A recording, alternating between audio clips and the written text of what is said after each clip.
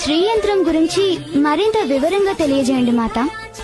శ్రీయంత్రం అంటే సకల యంత్రాలకు తలమానికం. యావత్ బ్రహ్మాండం ఆరంభం నుండి వికాసం వరకు అందులో ఉంటుంది. అందులో మానవ శరీరం ద్యోతకమవుతుంది. ఈ చక్రంలోనే నన్ను పూజించాలి. దీని ఆధారంతోనే నా దివ్య రథము, నా పుణ్యధామము నిర్మించబడ్డాయి. దీని మధ్యలో బిందు ఉంటుంది.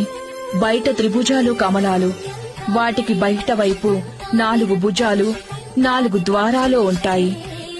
ఈ విధంగా బిందువు, త్రికోణాలు, అష్టకోణాలు, అంతర్దశం, బహుర్దశారం, చతుర్దశారం, అష్టదళ కమలం, షోడదశాళ కమలం, 3 వృత్తాలు, 3 రేఖలు, ఊర్ధ భాగంలో త్రికోణాలు, ఇవన్నీ కలిసిన చక్రమే శ్రీయంత్రం. ఇందులో 5 శక్తి చక్రాలున్నాయి. ఈ యంత్రంలో 43 త్రికోణాలు, 48 విరామ స్థానాలు, 24 సంధ్యాకాంతులు.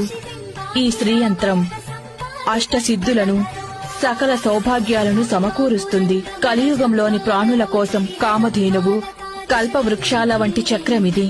శ్రీయంత్రాన్ని పూజించిన వారికి శ్రీ విద్యా జ్ఞానం లభిస్తుంది. అదిప్పుడు కేవలం నందీశ్వరుడికి మాత్రమే తెలుసు. ఈ శ్రీచక్రం నా ఆరాధనా స్థలమే కాదు, నా నివాస స్థానము, నా రథము కూడా.